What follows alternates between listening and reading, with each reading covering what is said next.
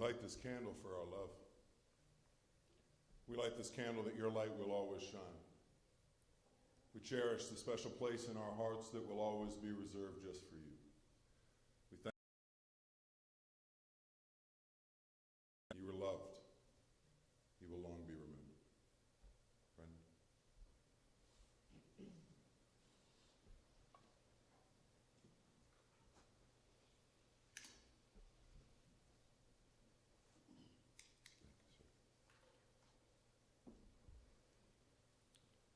Well, my name is Philip Smith. I'm honored to be the celebrant today.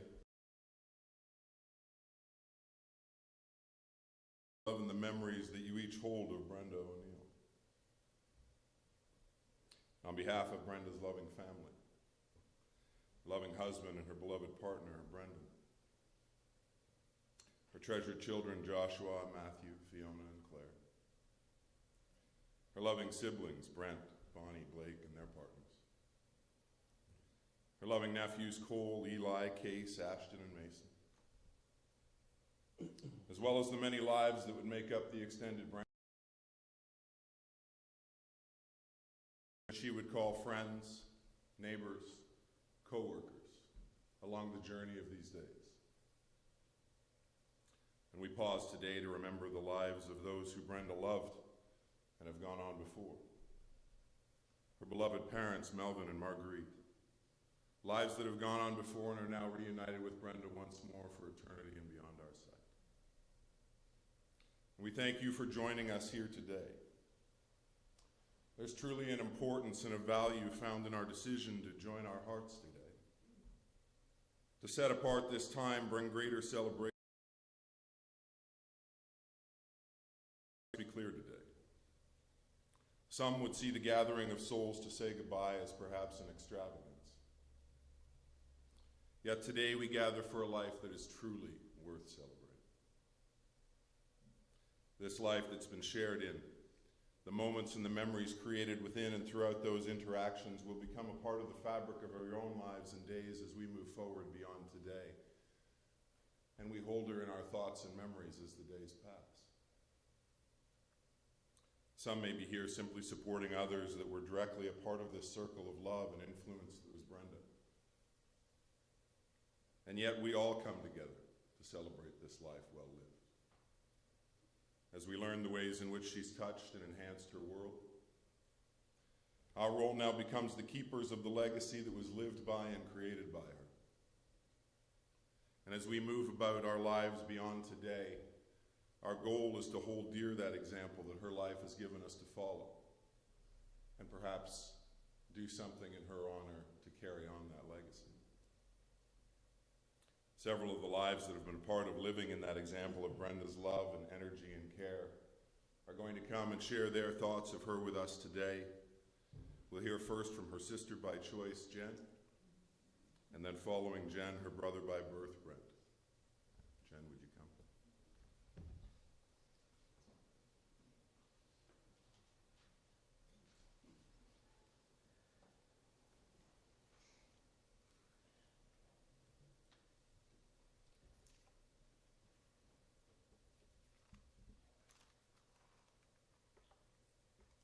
Dearest Brenda, how do I possibly say goodbye to you? How can I wrap my head around the fact that I will never see you again? How can I summarize how my life was better for having you as my best friend? At this moment, I can't. I'm not there yet. But what I can do is thank you. Thank you for taking that job 26 years ago in Toronto at Bosley Medical Institute so that we could meet each other. Thank you for finding it hilarious and retelling the story many times about the first time we met and you thought I was a snob. Thank you for still riding on the GO train with me after thinking I was a snob every day back and forth from Pickering to Toronto so that you could get to know that I was nicer than you thought. Insert Brenda's laughter here. Thank you for the countless conversations we would have and your never-ending vested interest in details of my life, my family members' lives, and whoever else that meant a lot to me. Your memory of these details never ceased to amaze me. Thank you for always making me laugh, no matter what we were doing. Thank you for always laughing at my jokes and making me think I was funny too. Thank you for the privilege of asking me to be your maid of honor, maybe more than once. But hey, Brendan, she was saving the best for last. Thank you for pushing me to put that note with my phone number in the mailbox of the cute guy I met on the elevator in my condo building. That cute guy is now my husband. Thank you for letting me steal your baby name from you. I know when you found out that the name Marcus was also number 1 on my list, you switched your top name to Matthew, even though your baby was due first. I won't even bring up the fact that I ended up having a girl.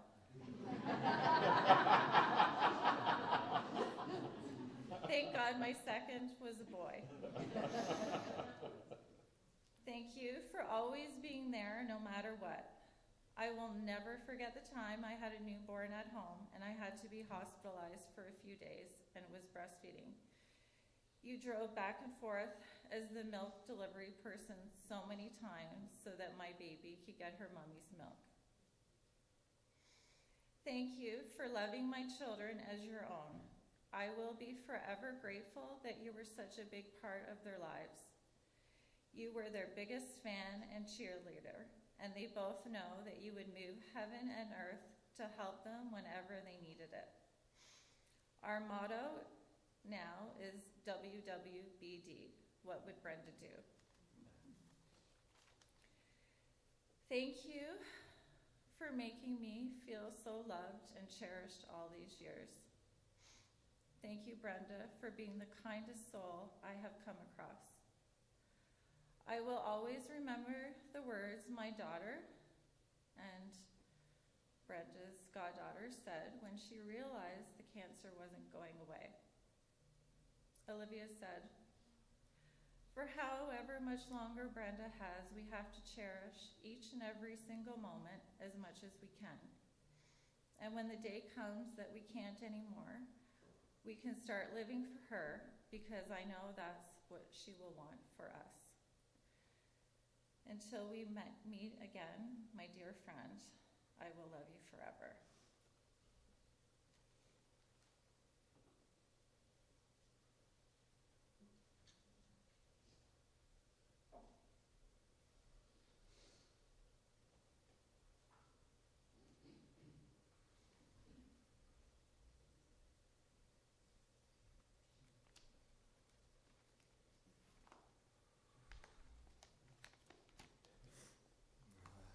First, let me start by thanking all of you for taking the time out of your busy lives and inclement weather.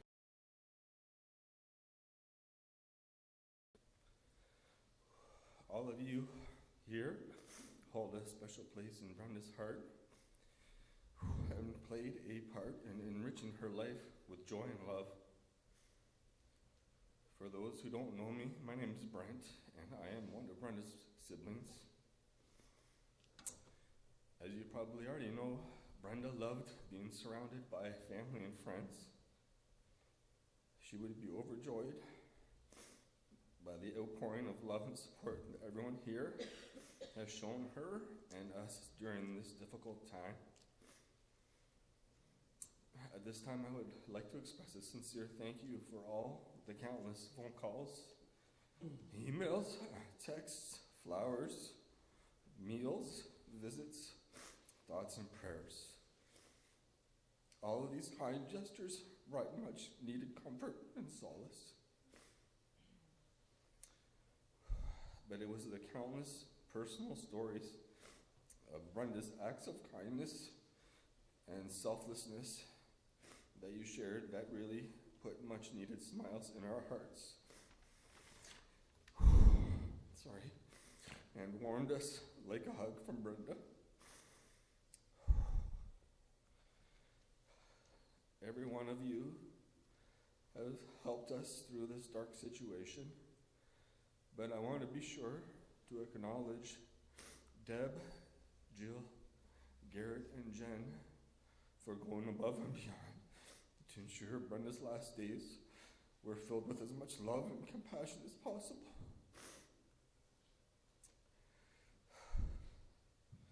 How do you even start to describe Brenda, as there are no words strong enough to adequately express her love, compassion, kindness, generosity, and empathy.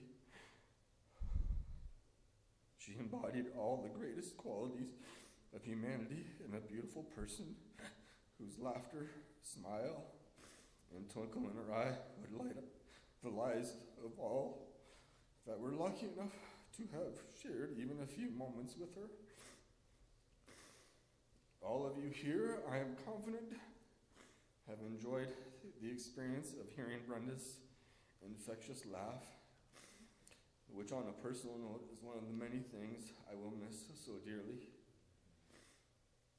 But it was interesting when talking with one of my cousins that Brenda's laugh was also his enduring connection to our dear mother, Marguerite. Because Brenda shared so many wonderful qualities with our mother. My cousin shared that this loss was twice as hard due to not only the tragic and untimely passing of Brenda, but also the loss of the enduring laugh and connection of his favorite aunt. Brenda and Brendan shared 2 sons, Josh and Matthew, and 2 daughters, Fiona and Claire, whom Brenda loved, cherished, and would do anything for. But Brenda's love for children did not end with her own. She also treated all of her nephews, Cole, Eli, Case, Ashton, and Mason, as if they were her own as well. I know on a personal note that Brenda and my son Cole shared such a strong bond that in his cell phone he didn't just simply have her listed as Aunt Brenda, because that's how she treated all the nephews. When reminiscing with my sister Bonnie, we recalled an example of how Brenda just never wanted her time to end with her kids and our kids when we were together. We would do an annual trip to Darien Lake with all our siblings and children. And we were remembering this one particular time. We were returning home from Darien Lake, and Brenda suddenly pulled off the highway, so we followed thinking something must be wrong with her vehicle or that she needed a bathroom break. But no, Brenda led us right to Great Wolf Lodge because she just didn't want the good times to end.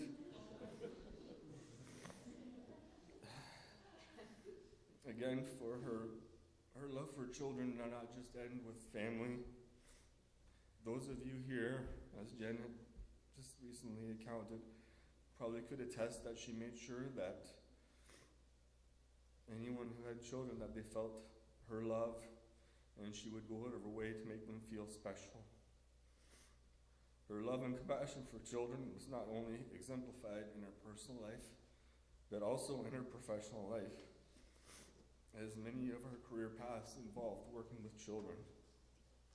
This included the eating disorder unit at Sick Kids, Youthdale, the child and adolescent mental health unit at Lakeridge Health, and most recently, the early psychosis intervention clinic. Brenda was always a big proponent for the underdog and those less fortunate. As a child, she would always stick up for those who were being bullied on or picked on, and would always be sure to invite and include the kids that were not usually invited to parties or outings to join hers. Again, this passion for inclusivity and championing those less fortunate spilled out into her professional life while working as a community nurse and interacting with our most vulnerable populations. those struggling with mental health issues, addictions, victims of domestic violence and sexual assault, poverty and isolation. Brenda was a strong voice, advocate, and champion for those individuals, fighting with all her might to break through stigmas and give hope to all. Those of you that have worked with Brenda can surely attest to her always going above and beyond to lend a helping hand, often using her own money and time to deliver food to those who were going hungry, buying clothes and toys for those that did not have anything, and with simple gestures such as bringing a coffee to meet with clients. Brenda was fiercely independent, persistent, and always went after anything she wanted fully and completely. I can recall one instance where it had a negative outcome, but it is truly a great Brenda story. I remember I was laying down in bed listening to music when all of a sudden there was a big bang and our whole house shook. I jumped out thinking we were experiencing an earthquake, only to find out that 13-year-old Brenda had wanted McDonald's very badly, and my father was busy doing work in the kitchen and was unable to take her. So strong-willed Brenda took matters into her own hands, snuck the car keys, and proceeded to put the car in drive and went right through the garage. There were many things that went horribly wrong during this time, but probably the worst was that it was a company car that only my dad was allowed to drive. So, as he did on so many other occasions, my dad had to cover for Brenda and say that he was the one that drove the car into the house.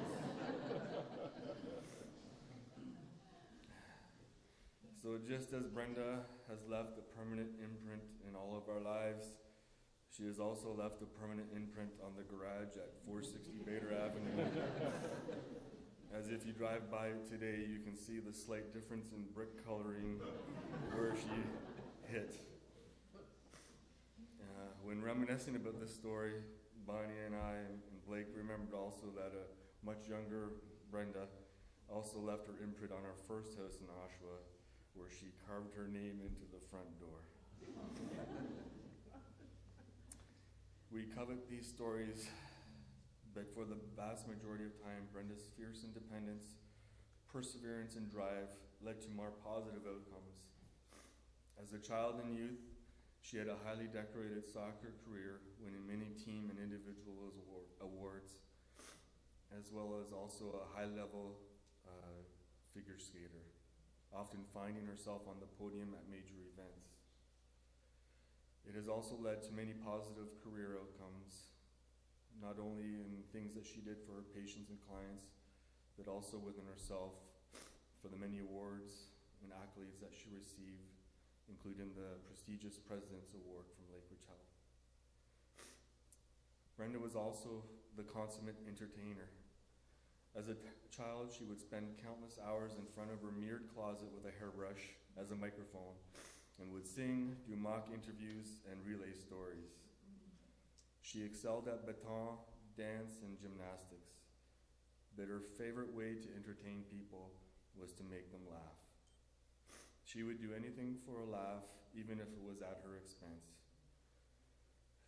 She was self-deprecating to a fault.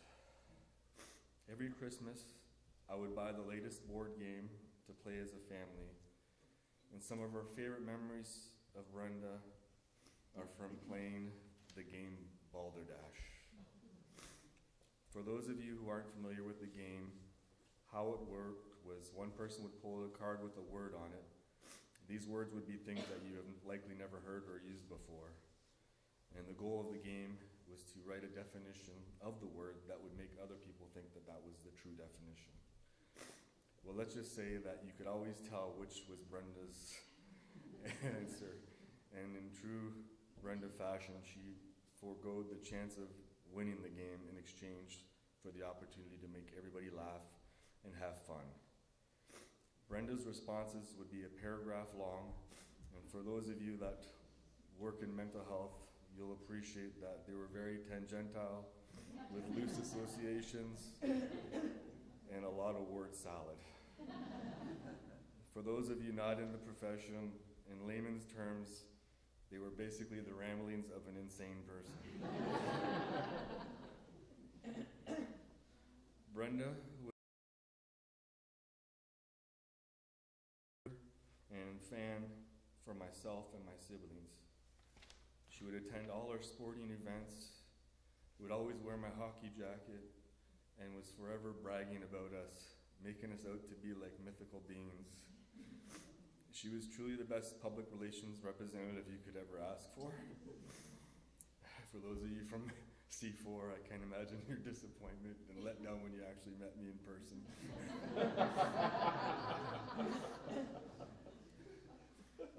Brenda would have wanted me to acknowledge our parents, Melvin and Marguerite, as they are the reasons why Brenda was such an amazing human being. We were very blessed to have the most loving, caring, selfless people you would ever meet in our parents. Our mom gave up her career to be a stay-at-home mom and do the most important job there is. Our father would flex his hours to ensure he never missed a game, practice, or event. In fact, our father's nickname with our friends was Mel's Taxi, because it didn't matter what time or distance, our dad would pick us up and our friends up to ensure we made it home safely. Our mom was just like Brenda. In French we say, de joie de vivre, and our mom exemplified it, making every day for us very special and our home full of love and laughter.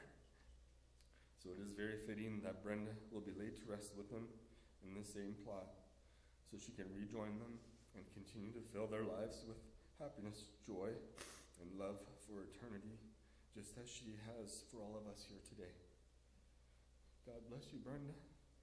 You'll forever be cherished in our hearts and our memories. Thank you.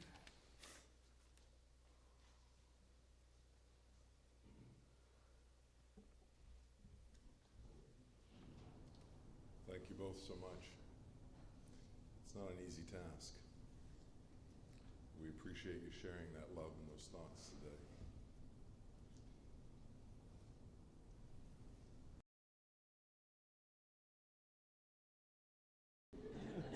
Seem to be doing all right as a Matthew. I heard a quote once from Ralph Waldo Emerson that said this: "The purpose of life is not to be happy. It's to be useful, to be honorable, to be compassionate, to have it make some difference that you have lived and you have lived well."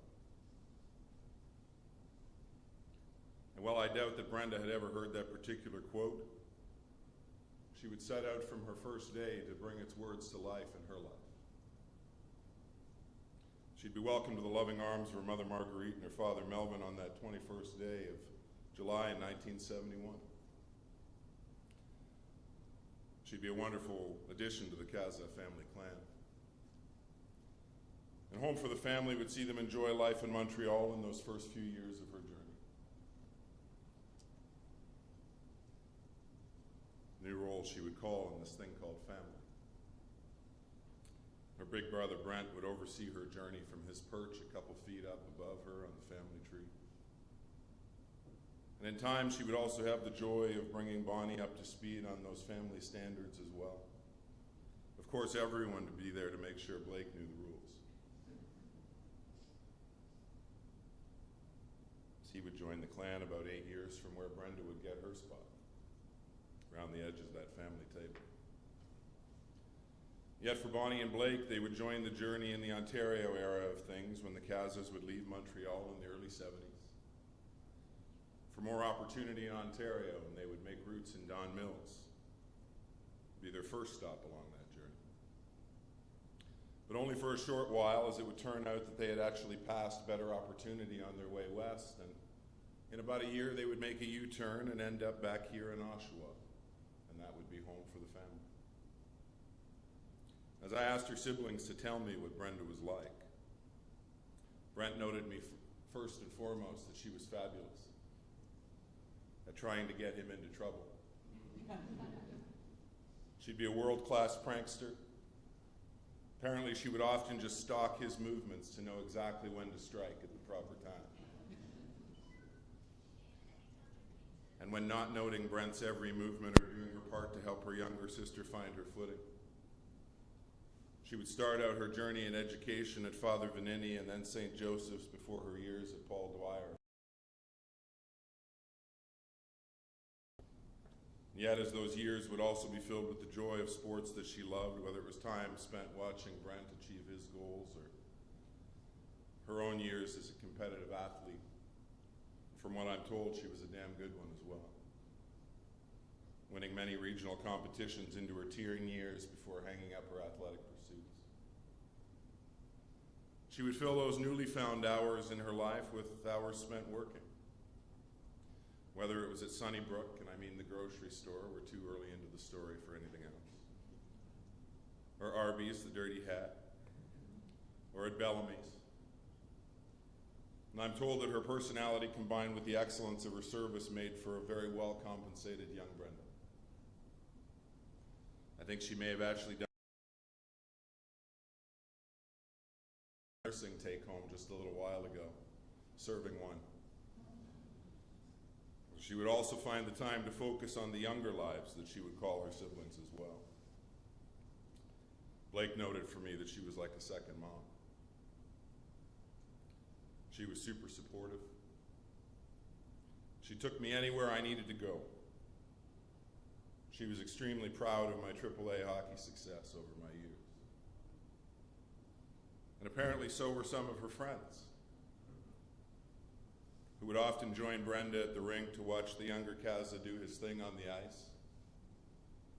She would never be shy about verbalizing her praise for his efforts and ensuring that he knew how proud she was to be his sister. Bonnie would simply define her as the most loving, generous, and loyal of sisters there could be. She noted how Brenda would go out of her way to help no matter the circumstance. Take, for example, the ice storm of '98. The lovely young Bonnie in school in Kingston, suddenly faced with the realities of 50-year-old trees uprooted in her neighborhood, blocking any chance for an exit for her, not to mention that her electricity was out. What was even worse is that that meant her waterbed had no heat. When she would pick up the call, Brenda would answer, Bonnie asking on the other end if a ride home might be possible, all things considered. I can hear you on the one end of the phone right now. Oh no, it's not that bad. Oh yes, it's mostly gone past Kingston now. And off Brenda would go. Kingston and back, because that's who Brenda was. It was no surprise to me to hear that her heart and her skills had been dedicated towards the act of nursing. She would study at Seneca for those educational years in the practice. I have no doubt she would become very proficient at giving a needle to an orange. The academic side, well, according to Brent, well, that wasn't her strong suit. He was apparently a big part of her academic success in those studies. If you were to ask him, he went to nursing school twice.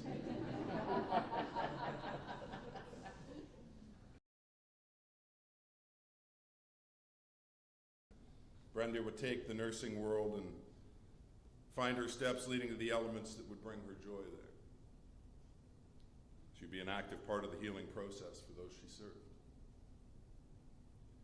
Now the years she would spend at Bosley Hair Solutions, well, that would not be the path. But I'm sure there are some great stories from that year.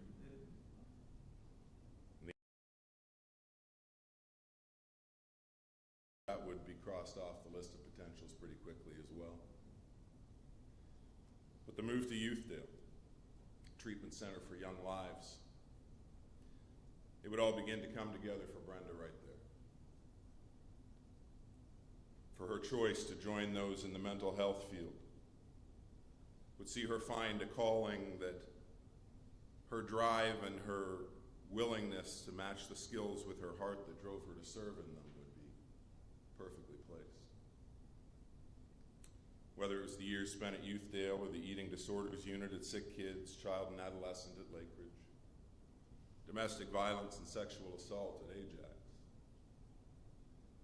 the time on the MCIT team facing the needs in the streets alongside the men and women of the Durham Region Police Force. Within her last role, the Lakeridge family dealing with early intervention. Unless you think that Brenda hopped around a lot, no, my friends, that's not the case. Many of these roles in her later years would be worked concurrently. Working in Durham and Markham at the same time to do her part to mend a system that she saw as beyond repair. And yet still loving the lives that she was sent there to serve. And while the work itself would have its value, the ones that would be hers, they would be the ones that she would work to care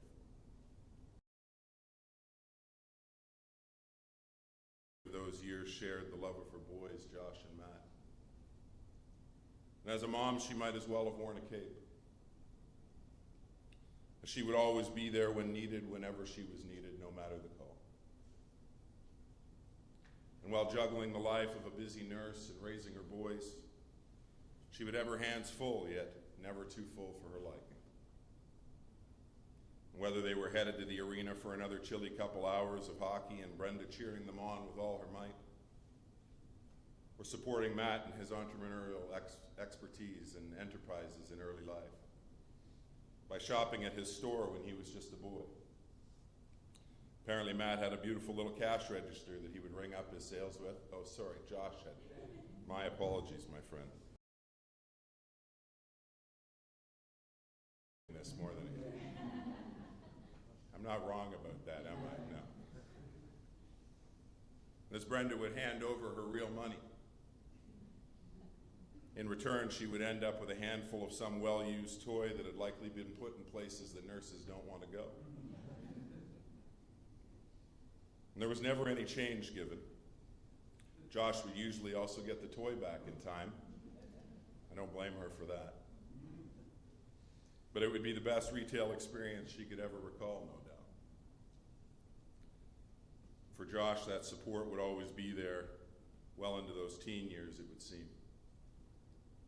She'd love to share in time together with him over a dinner.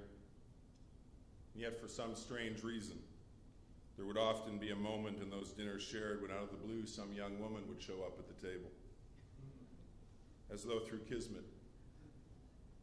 Brenda would always seem to know them and know where they were from and invite them to sit down and join them for dinner. It took a while for Josh to catch on, apparently. But in time, Brenda would be instrumental in the joy that he and Lindsay would now share. As you could thank Brenda for that intro as well. And it would be one that she would be very happy with. She would likely get her matchmaking skills from her friend Garrett, though, as it would seem she was blessed with those same gifts. It would be Garrett that would first approach Brendan back in 2010. Share with him the thought that it may be time for him to find someone to share the love of his life and the love of his girl's life with. Now, Brendan may have been a little hesitant, but with some coaxing from Garrett and his lovely Fiona and Claire, he would give it a chance. It wouldn't be long after that that he would be at Garrett's painting a door for her. You know, he's handy like that. And whether the door actually needed a repaint or it was just her way of getting him in touch, she would put the bug in Brendan's ear and, well, that would be all it took. With permission to give Brenda Brendan's number, she would head into action. It would be several days later that Brendan would be up a ladder painting a house. In the middle of a fine day, his phone would ring. Hello? I believe you're a handyman, would be the voice on the other end. Well, I'm currently currently up a ladder if that's a visual that helps you. She would invite him by to offer a quote on some painting she needed done, and in short order he would stop by. What would start as a conversation about the value of good paint and an even better painter would see them arrange for a more casual meeting with no paint to be discussed. It would be held at Bobby C's down the lake in Newcastle. And if Brendan was excited, multiply it by 10 for the girls, as they would even help him choose the perfect outfit for the night. It'd be a beautiful turquoise shirt, and it would bring out his eyes, apparently. For Brendan, he was pleased as punch when he looked in the mirror one last time before hitting the road. Every hair in place and looking great, off he would go. Oh, I'm sorry, I wrote it. Okay. Off he would head to Bobby C's. Upon arriving there that night, he would come to the startling reality that his shirt was the exact same as every waiter on the floor. In fact, Brenda would not initially recognize the handsome man with the great eyes. But when it would connect, it wouldn't matter what he was wearing. She would only focus on him, the time they shared. And while the rest of the wait staff might be thinking that Brendan was lazy, not helping them close the place down, he and Brenda were simply enjoying the moment that would set them on the path towards the love and the life they would share. When the evening complete, Brendan was hooked. They would find each other in each day that would make up the next 2 years of their journey together. Begin the process of bringing the children they both loved and cherished together as a family. Now for Matt, well, he was easy. He was often sitting in the background on those late night calls that Mom and Brendan would share, yelling, "She wants to marry you." Brenda's cheeks could likely be felt warming on Brendan's end of the line. But that was indeed what they both wanted. And while Matt and Josh would give royal assent, Brenda would still want to connect with Fiona and Claire as well. The day would be set and they would choose the East Side Mario's as the location. After all, at least if things had gone bad, the breadsticks were good, so it wasn't a total loss. She walked into East Side's. She welcomed them to her presence. They felt important. They felt seen by her. Now, what might have been... Brendan, when was the last time you took these girls shopping? And off they would head to Scarborough Town Center with them and straight into Forever 21. And anything they touched would end up in the basket that day. The girls would be a little overwhelmed and feeling somewhat nervous about feeling as though they might be taking advantage. Yet for Brenda, that's exactly what they deserved, and was more than happy to give it to them. And at the end of it all, they would wear not one of the same outfits to school for the following week. And what would be the first day of their lives shared would show them the value to her as her own children. And that would never change from that first day to her last. And Brendan would take to one knee. He would ask Brenda to stop making the drive from Bowmanville, and that they might build a life together as a family. He and the girls, she and the boys. And when they would become Mr. and Mrs. Brendan and Brenda O'Neill on that day shared with family and friends in 2012, there would be joy. They would share time in Mexico for their honeymoon. Considering Brenda didn't drink, let's just say Brendan made sure that he got every dollar out of their all-inclusive. They both had a great time. In very short order, the newly minted O'Neill clan would make their way to Taylorwood. And while it was a little outside of what they anticipated they might look at, they would also have to look past the ugliness of the pink carpet, the hideous wallpaper, and the mirrors on the ceilings over the twin beds. Yeah, you explain that one to me, friends. Yet they would fall in love with the perfection behind the lipstick. Would call it home. And Brendan would put those skills of his to good use, and they would renovate the space to within an inch of its original state, making it a home for each of them. And not just a home, but a beautiful foundation on which to continue to raise and enjoy this newly forming family. The bond would be quick and solid between each of their lives. And in no time at all, they would be doing all the things that families share together, like taking Brenda to Blue Mountain for an test her theory of whether she drank or not. I'm going to blame the girls for this idea, likely Claire, simply because they used Smirnoff Ice for their plan in their attempt to inebriate poor Brenda. And man, would they ever succeed. She'd knock back 3 ounces, and they were having a grand old time. They would decide to share the news with Brendan, and he was not as amused.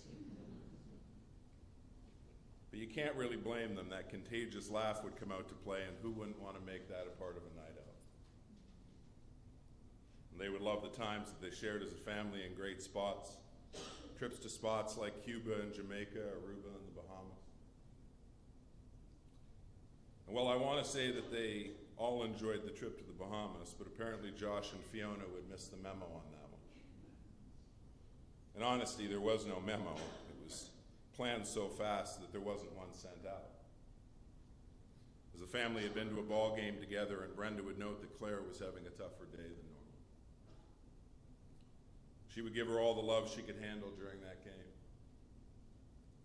But in the car ride heading home, Brenda would decide that the family was going on vacation. Between their trip from the game to home, with a quick stop at the mall to grab some shorts and bathing gear, perhaps a flip-flop or two, they would be home just long enough to grab a week's worth of clothing, and off they would head again. Fiona would call them with her bag packed to come home from school for the Easter weekend that was coming up. She was welcome to come home, but they were at the airport headed to Atlantis. I'm not sure who fed Fiona and Josh that weekend, but you seem to have done all right. The day that Brenda would love this life that she was given to live.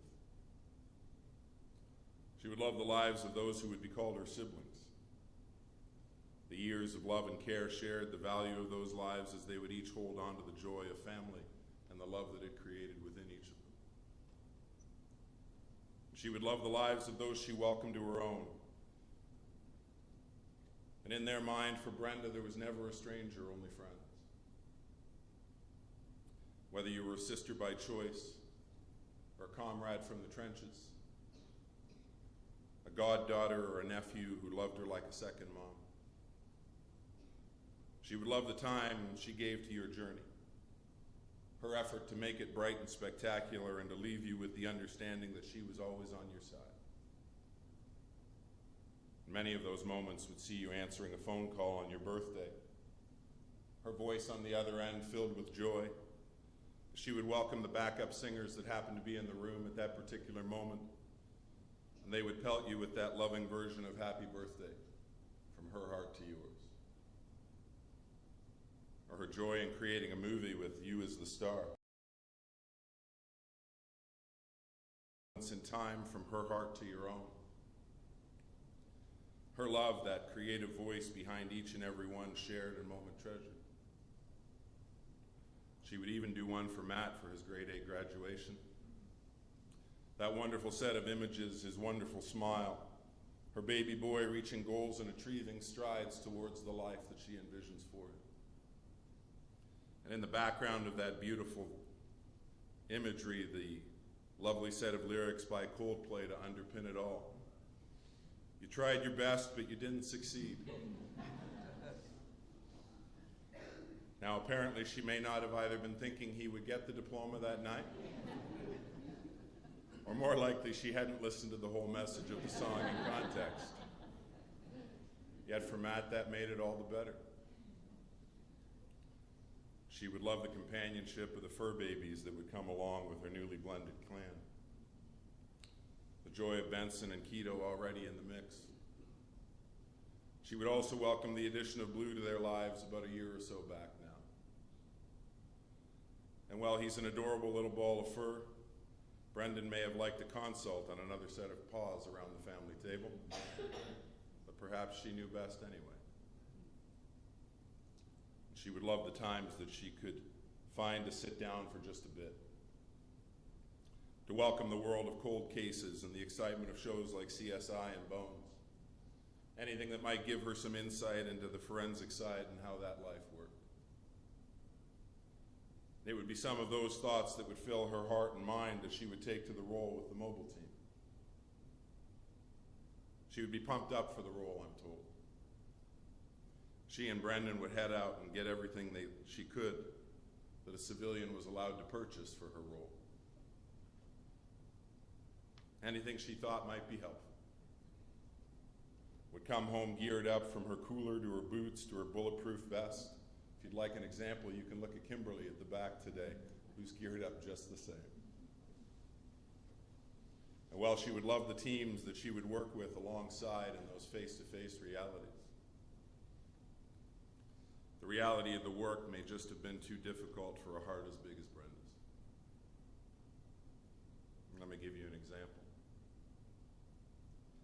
Brendan would, in these later years, find himself sharing time with her through picking her up from work and dropping her off for her next shift many times. And one night in particular, she would be out on the road well past the appointed pickup. The nature of that work. And in time, he would head down the road to Whitby to collect her. Brenda getting into the car, and her first thought was, please head to McDonald's. And off Brendan would go. We'd pull into the lot, and Brenda would hustle out of the vehicle, coming back to the car several minutes later with enough food to feed a hungry family. She would proceed to direct him down the street a ways a bit, and he would park down the road from the house that she was going to.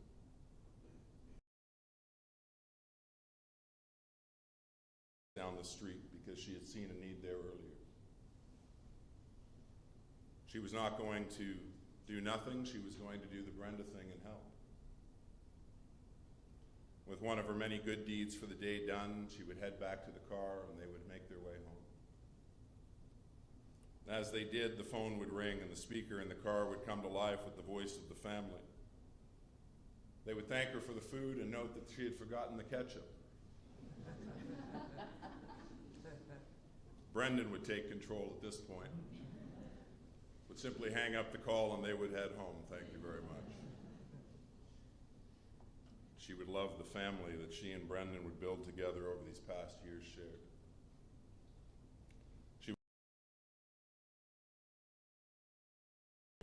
She would ensure that each of them had no question in their lives to how much they were loved, how much her love extended to wrap around each of their lives. She would care for them as her own. Just several weeks back now, in fact, as Brenda lay in her own journey, she would hear Matt talking about a special woman that he and his friends had come to share a love and a life with. How much love that she had in her heart for each of these boys that would adopt her as their nana. Brenda's response to the conversation would be to borrow someone's cell phone. She didn't do social media, my friends. She would immediately head to Marketplace, which apparently she knew existed. She would find the perfect gift for that wonderful life. And in short order, a sweatshirt would appear to keep Nana warm during her own treatments. And on the front, it would read Nana in large letters, and underneath those, it would say, I wear my heart on my sleeve. And down the sleeve of that sweatshirt would be the names of each of those young lives that had so much love and care for this particular life. Another simple moment in time that not only showed her heart, but her joy in making the lives of others brighter. She would love her Brendan. the one who would sweep her off her feet with just a paint quote. By the way, she would never pay for that paint work. The one who would open his heart,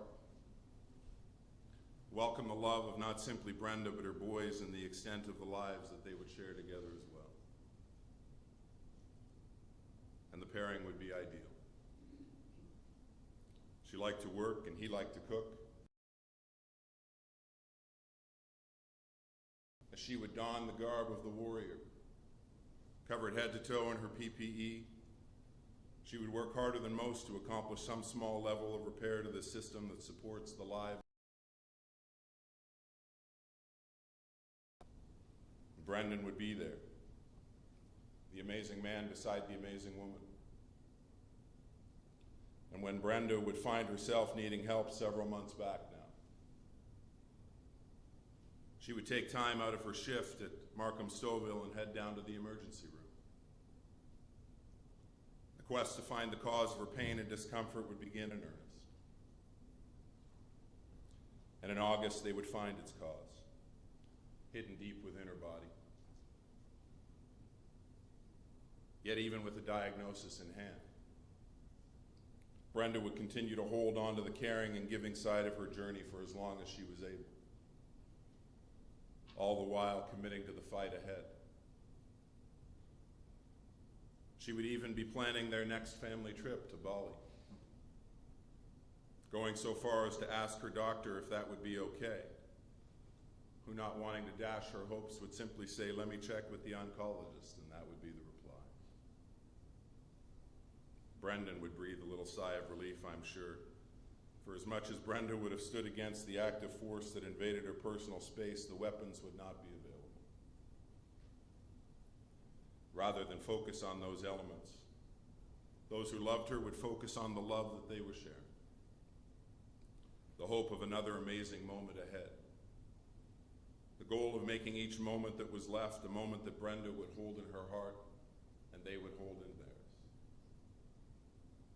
Moments shared with Josh and Lindsay, the joy of their engagement, the welcome of Robin and the joy that she held in her heart for weeks to come now. She'd even gotten a sneak peek at the dress.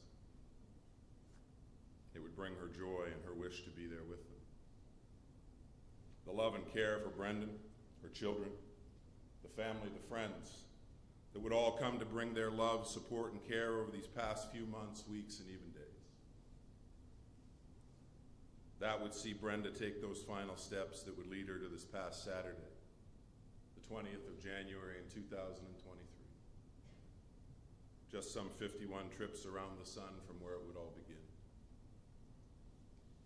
And as she would take those steps, she would be surrounded by the love of her husband, her kids, her family, her friends,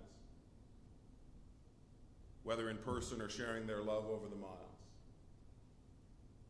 so that when Brenda would take that final step, the one that separates our lives from each of those that we love and care for,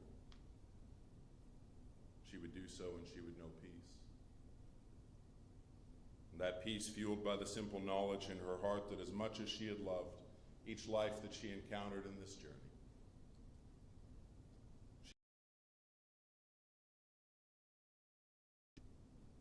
there's honesty in our sorrow today, my friends. The loss of those we love is something that we must each walk through and deal with in our own way, in our own time. Yet for each of us here that remain, Brenda and her value in your lives will still be felt there over the course of your days for as long as memories last. For those present witness to this wonderful life, my encouragement for you is to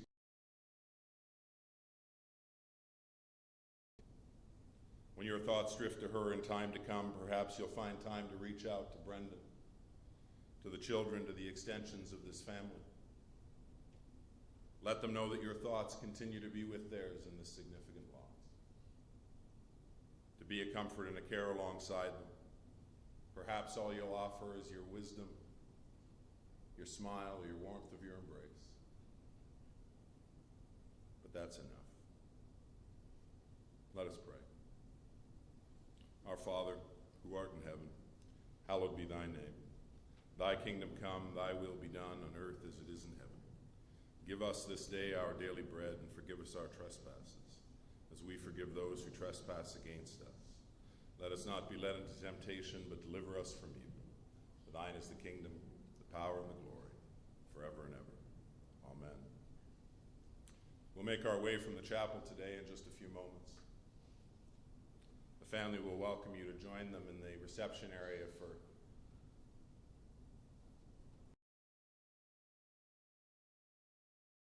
no doubt many more stories of this wonderful life shared. And following our time of reception, we'll usher Brenda to Resurrection Cemetery for the prayers of committal. As we lay her to today, I'd like to share with you a final reading and a song, both dedicated to Brenda and love from her family today. The poet writes these words: "You can shed tears that she is gone, or you can smile because she has lived. You can close your eyes and pray that she will come back, or you can open your eyes and see all that she has left. Your heart can be empty because you can no longer see her, or you can be full of the love that you have shared. You can turn your back and simply live in yesterday, or you can be happy for tomorrow because of yesterday. You can remember her and only that she is gone, or you can cherish her memory and let her live on. You can cry and close your mind, be empty and turn your back, or you can do what Brenda would want: smile, open your eyes, love, and go on."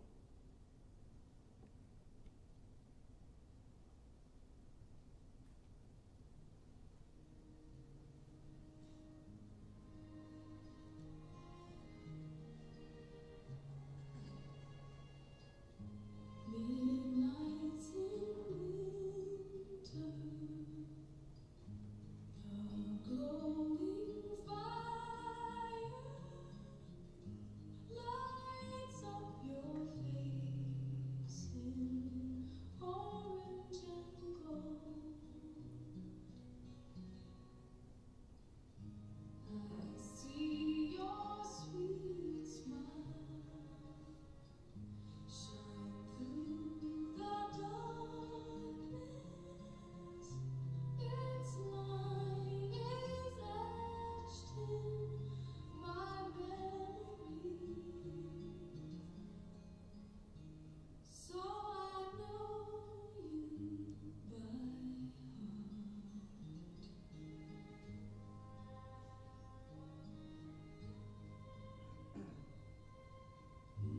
Mornings in April, sharing our secrets, we'd walk until the morning was gone. Can I invite you to rise as our directors come? Night